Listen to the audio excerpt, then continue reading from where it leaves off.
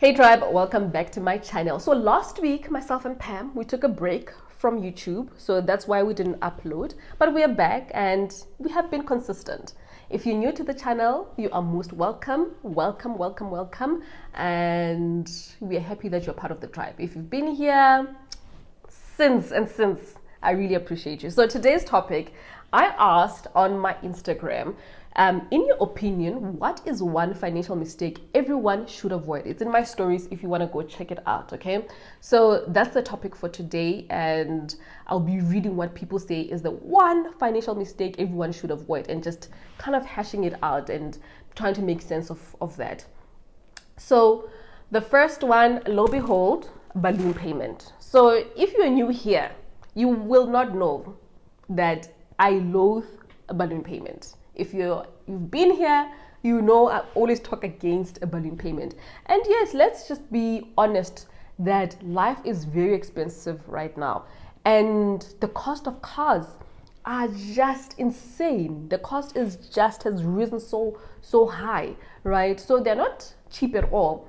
And even like an entry-level car, the price tag does not say entry level, right? So I can get why some people go for a balloon payment, but basically a balloon payment means that you can actually not afford to be driving this car. So what is a balloon payment? A balloon payment, let's say a car costs 500,000 for argument's sake. The salesperson will say, no, we'll work out a plan for you. Don't you worry. You'll be able to afford this thing on a monthly basis. So they'll take a portion of the capital value of the car. So remember in our example, it's 500,000. Maybe they'll take away 180,000 or 150,000. Now you're paying 350,000, okay, on a monthly basis. So you have a debit order going off. So it means that the debit order will be much lower, making it look like you can afford it. But at the end of the contract term, so let's say your car is 60 months or 72 months lately, at the end of the 72 months period, you have to come up with the 150,000 cash to pay off that balloon payment that they've just put away for a little bit. So what is the problem with that? It means that, number one, any money that, let's say it's a bonus or you've saved up, it means that you're going to use it towards debt, not for enjoyment, not for savings, not for investments, right? So money, your future earnings is going to go towards debt. That's the first problem. The second problem is life happens. Oftentimes people say, no, but I'll work towards saving the money so that at the end of the 60-month period, 72 months, I will have the funds. Then people start having kids. You get married, you buy a house, you know, life starts happening so much that it needs so much financial commitment. You end up not saving. At the end of the 72-month period, you're like, oh, shucks. What normally happens? People take out either a loan or they refinance the whole thing. And again, just never leaving that cycle of debt. All right. So balloon payment, I'll definitely say it's a no-no. It's definitely a financial mistake that everyone should by all means try to avoid. Then the second mistake, someone says not living below your means. This one it's a pandemic. We're talking about financial pandemics just with Pam here. And it just doesn't make sense. Like how you know that you earn 10,000. You know that's your fixed income. You don't have a side hustle that brings money from time to time. You know that this is my income. And yet your expenses are way more. That's basically what living beyond your means looks like. You know that you earn 10,000, but all your expenses are way more. Why? Because normally we're not disciplined enough to say, you know what, I can see that my debit order is going off. Remember even that in that video about all the small expenses, how they all add up. We'll link it below, Pam. Please remind me of those things because I forget. That all of these things, they start adding up, and next thing, you are living right at the top of your budget. Now, you still want to do fun things, you still want to enjoy yourself, and normally people finance their lifestyle with credit cards, overdraft, that sort of thing. So living below your means is a very, very important part of your financial life. The next mistake, overdraft. Someone says, don't ever. I don't know if you can see. Don't ever. So an overdraft is, let's say you have your normal check account And the bank says, well, we can give you a facility, just a little bit of a facility in months where things get a little bit tricky. And it can go from 1,000 to 10,000, 70,000. I've seen overdrafts for 400,000. That's the largest one I've seen. And that's in your personal capacity, not as a business. As a business, yes, the overdraft can be way larger. But as an individual, the largest one I've seen was 400,000. I said, you are mad. I said, sir, you are mad. You are a madman, right? And what often happens in the beginning, you can start off well. And the thing about credit, when it's not there, when you know you don't have access to it, you just make other plans or you sit at your house. But once that facility is sitting there, nicely, quietly, it kind of says, hey, come here. I mean, you can see you don't have sushi. You can buy yourself sushi because there's an overdraft. You can still you'll pay it off next month. And that's the thing that lures us to credit. So overdraft, it's, you know what? It's like, I want to make an analogy when it comes to overdraft. It's like you are sitting on grass, enjoying yourself, but they say, you know what? You can dig yourself deeper. Just dig yourself into a mess. That's what an overdraft looks like. So definitely a financial mistake that I wouldn't recommend. But if you're running a business, for sure, I think sometimes for cash flow purposes, it can be prudent. And the interest rate also on business and personal, completely two different things. Okay? So definitely something not worth getting yourself into. Another financial mistake, someone says, withdrawing pension fund money. Doesn't matter if it's just 10,000. This is such a big one for me. And I've worked in the industry for so long because I know people always say, no, it's a fresh start for me. I'm going to take my pension or provident fund money and I'm going to pay off. I'm going to close off my debts. Then I'm going to, from here onwards, I'm going to be good with money. No, you're not. You're not, because normally you're not addressing the habits that got you there in the first place. You have this windfall that you've just plucked, close that hole, but the same habits that got you into the first debt are the ones that are just going to keep going back. Normally, within 2 years, people are back to the same place where they were when they took their pension fund money. Now you don't even have a pension fund savings. You don't have retirement fund savings. Now you are in debt again, and your future also, you have to think about that. And like with retirement, it seems like such a far off thing. It seems like, something that will happen one day. Ask anyone who has retired. Look around you. You can see that people don't have enough money to be retired. Some people have to keep on working. Some people have to rely on their kids, and you don't want to perpetuate that cycle of now your kids have to take care of you when you can take care of yourself. So definitely, I think that's a big one as well. Then taking the entire amount approved for credit card. This is a big one as well, because I know oftentimes it's like, oh, no. You came here to say, okay, no, I just want to build my credit score. I want to be prudent with my money. So I'm just going to access a little bit of credit, maybe in the form of a credit card. And you get there and they're like, hi, man, Pam, you, a graduate, you earn a salary. No, man, not 5,000. You qualify for more. We're going to give you a credit card worth 50,000. You don't have to use it. Remember, they will say that you don't have to use it, just to make sure that you do have some breathing room should anything happen. First of all, your credit card is not your emergency fund. Say it with me. My credit card is not my emergency fund. Okay, that's money that you have to pay back. Okay, so the approved amount, you can actually say, you know what, I don't need what you say I qualify for. I don't need the one that you're saying, okay, we approve you for this.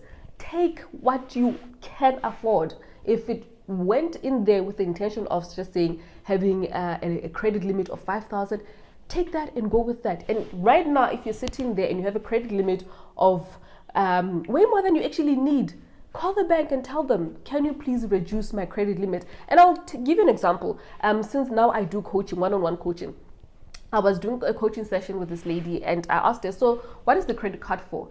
And she was like, it was for this and that in December. I said, you can't even tell me what you did with it because it was not for serious purposes to begin with.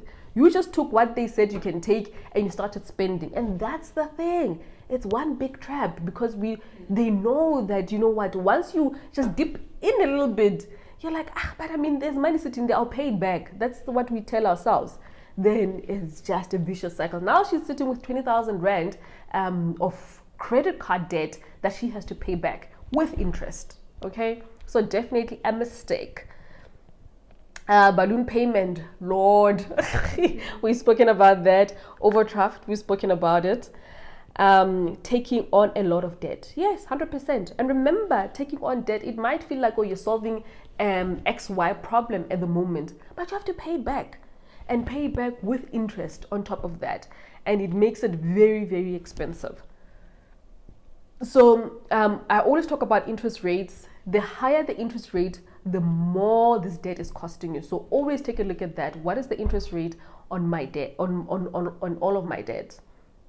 Someone says taking clothing accounts and cell phone contracts. We spoke about this, about cell phone contracts, just how crazy it's getting out here. If you want to take a look at that, go to my Instagram. Clothing accounts. I was doing a webinar for Student Village. Yeah, so I'm running some webinars for them, and it's a bunch of students in varsity, just preparing them for a life of work and handling their finances better. And one of the biggest things is you find students taking out clothing accounts. You want to look like, you're, hey, bo, now you're starting off your life in debt. You don't even have a job yet. So I definitely think clothing accounts, you know what? As you've seen me actually on this channel, I repeat clothes over and over and over. As long for me, I'm looking smart. I feel great about myself. I buy clothes that I believe are quality. Pam knows I only shop at two places because I am boring. I don't want to be at a mall. It frustrates me if there's some sort of event that's special enough for me to go get clothes. Pam knows. The last time we went, she said, I've never spent so little time. Literally went into Zara. I said, Pam, I don't want to. Yeah, I said that, okay, what do you think about this, between this and that? And I didn't want to, okay, no, no. Okay, so just be aware of these things. Build yourself a capsule wardrobe, things, pieces that you can wear over and over and, change up a little bit. But you're not buying clothes every single week. That's just, no. Then someone saying another financial mistake, thinking you have too little to save. Just start and scale up. I think there is no truer truth. Okay, so even if it's 100 Rand and you can do this on easy equities, and that's why I love the platform so much. It's made saving and investing so much easier. So just start, just do it.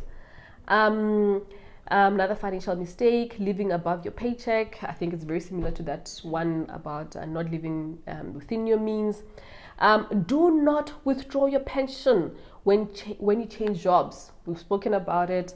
I think that's very solid advice. But that's the thing. You always feel like that decision making is the most rational decision in that moment. And years later, I guess, sometimes lessons are learned in hindsight. You look back and like, maybe that was not such a good idea. And with finances, we keep on repeating the same mistakes over and over and over and over again. And that's why I always say you don't have to learn the lesson yourself. You can learn from others. And right now, I hope you are learning from others.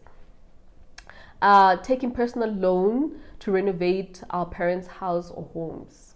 That's a deep one, right? I was doing a podcast just on Monday, and this lady says that they had paid off the debt with a partner and decided to buy a house, not to have a wedding. And the parents said, no. We want a wedding. And that's something that parents love doing. Like, you cannot just elope, we cannot just go sign. We want the whole ceremony. They had their own financial plan to say, okay, we bought a house. Now they had to go and get into debt just to have a ceremony. And I asked her, did you feel resentment? And oftentimes we don't talk about this because these are very hard emotions, especially when it comes to our parents who want to take care of them. But some of the decisions we just do out of feeling forced, and you don't want to seem like you're being disrespectful. And I can imagine a lot of people sometimes feel resentment. It's like, now I've gotten myself in a financial mess. And there's nothing wrong with renovating your parents' home. I think that's a wonderful thing if you can. But plan for it, pace yourself, and say, and be able to communicate that, you know what, my true desire is to give you a home and where you can live in dignity. But it might take a little bit of time. I think just being able to communicate all of those things, how we're feeling and our plans, is very important. Yeah. I was gonna give a whole speech now, so I'm just gonna continue. Another financial mistake: loans for unnecessary things, 100%, overdraft. So we can see there's a theme here, and that's what I was talking about. That financial mistakes are very similar. We keep on doing the same ish over and over and over again. Okay, so another one: getting a personal loan. Nothing original. Literally, when it comes to finances, even in the Bible. Even in Proverbs, it says, don't take on someone's loan or someone's debt. It's not original, guys. These things are not original, okay? The financial mistakes we're making are not original, and you're not the first person to make them, not the last one, as you can clearly see, right? Another one says, taking debt on behalf of the significant other. For me, that's a no. And I know, a lot of people will say, no, but this person is your partner, and I 100% believe in helping one another grow, but there are some things that you shouldn't be taking out loans for. Like, now offensive ones, now I'm going to take a loan. No. If it's not serious business, don't involve me. Even if it's your partner, right? And even, I was reading an article about people who are married in community of property, and someone, even on the comments here, someone said her mom and dad are married in community of property. The dad has debts for days. The mom wants to buy a house, but now because they're looked at as a unit, the mom is not able to buy a house.